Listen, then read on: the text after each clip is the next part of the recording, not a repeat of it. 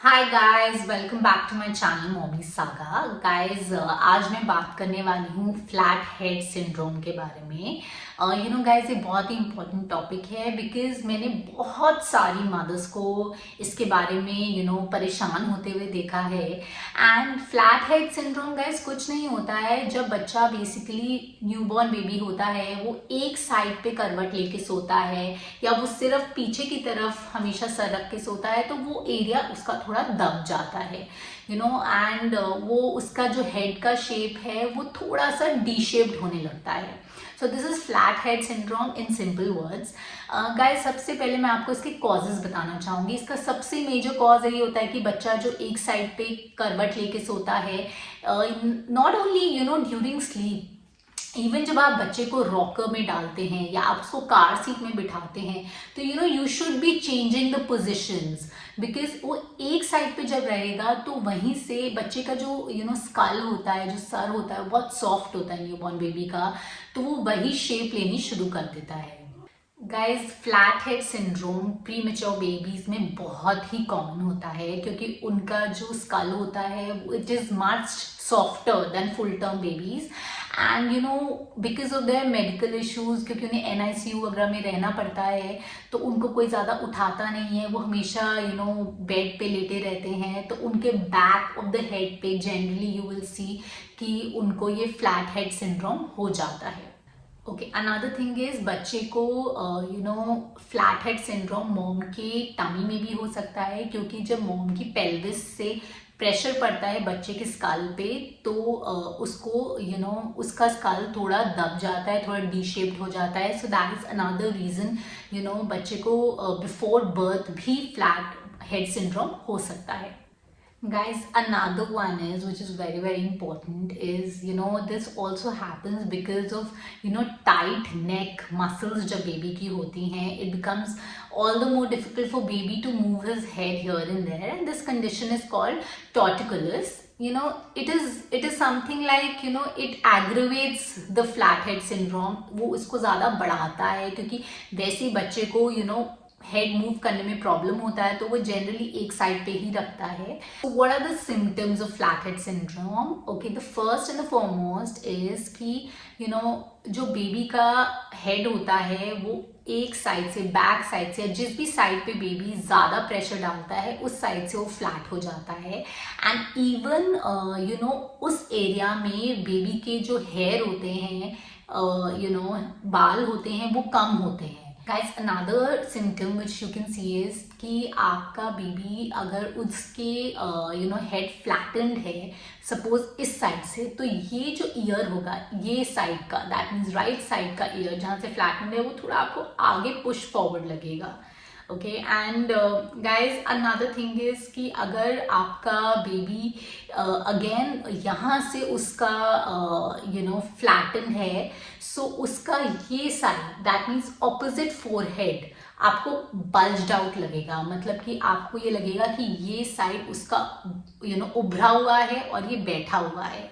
So guys, these are few symptoms जो देखने से ही आपको पता लग जाएगा कि बच्चे को फ्लैट हेड सिंड्रोम है। Guys, another thing is if you are too worried, अगर आपको बहुत चिंता है and you want to actually go to a doctor, तो डॉक्टर ज्यादा कुछ नहीं करता, वो बस बेबी का हेड ही देखता है एंड कोई भी इसमें मेडिकल टेस्ट कुछ नहीं होते एंड देन अकॉर्डिंगली वो आपको चीजें प्रिस्क्राइब करता है। So guys, let me tell you certain things to prevent the flat head syndrome. Okay, what can parents do? Parents can give their kids tummy time. Tummy time, guys, बहुत ही ज़रूरी होता है बच्चों के लिए। टमी टाइम इज नथिंग, आप बच्चों को उनकी टमी पे रख दीजिए, let them lie on their tummy and move their hands, move their legs. So what tummy time does is, it basically releases, the pressure from the back of the head. And another thing is, the kid becomes more, active. He starts discovering the world around.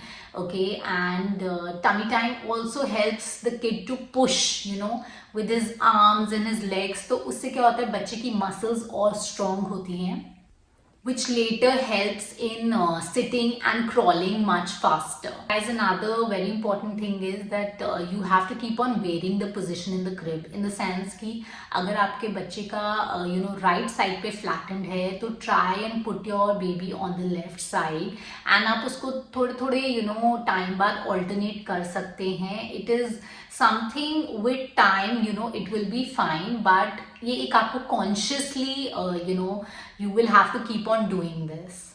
Guys, another tip is that you should hold your baby more often. मतलब आपको अपने बच्चे को ज़्यादा उठाना चाहिए, in the sense कि अगर आपका बच्चा सो गया है, suppose in the car seat, I'm not saying in the crib, but I'm talking about the car seat में बच्चा सो गया है, तो आप उसको प्लीज़ उठा लीजिए, because कार सीट में क्या होगा, वो एक ही साइड पे उसका सर रहेगा एंड वो फ्लैटनिंग होना तो होएगा ही होएगा. सो इन दैट केस जब आप देख रहे हैं आपका बच्चा fully is sleeping very soundly, you can just pick your kid so that उसका एक तरफ से ज़्यादा प्रेशर ना लगे. So guys there is no need to worry much, because जैसे बच्चे बड़े होते हैं वो नेचुरल उनकी ग्रोथ होती है, वैसे ही वो अपने आप करवट लेना, अपने आप साइड बदलना सीख लेते हैं एंड उनको ये एक तरफ से जो फ्लैटनिंग होता है वो धीरे धीरे नॉर्मलाइज हो जाता है. But guys let me tell you, there are some very severe cases जहाँ पे फ्लैट हेड सिंड्रोम बहुत ही ज़्यादा हो जाता है. In that case you have to consult the doctor. As I told you earlier, doctor कोई आपको मेडिकेशन नहीं देगा. There is a helmet, there is a helmet something like this which the doctor will put on your baby. वो क्या होता है, helmet इस तरीके से डिज़ाइन होता है कि जहाँ से फ्लैट होता है वहाँ पे उसको it's basically little loose, and जहाँ पे आपका उभरा हुआ पार्ट होता है बच्चे का, वहाँ पे it's little tight, so that the shape of the skull comes in the correct position. And plus जहाँ से वो टाइट है, जहाँ से वो राउंड है, वहाँ पे वो ग्रो नहीं करेगा, एंड जहाँ पे वो फ्लैटेंड है और लूजली है वहाँ पे वो ग्रो करेगा. तो अल्टीमेटली बेबी के जो हेड का शेप है that will actually become normal. And I see guys lot of kids have started using these helmets but guys this is only required when it is a very severe case of flathead syndrome. अगर आपको बहुत ही कम और बहुत ही थोड़ा सा difference लगता है, then with age it improves, so there is no need to worry about it. So guys आज के लिए बस इतना ही. Guys please please please do subscribe to my channel. Please show your love and support. It is very very important for me to keep on going with this journey. And guys अगली बार हम फिर मिलेंगे किसी नए topic के साथ. And here is Mommy Saga signing off. Bye bye.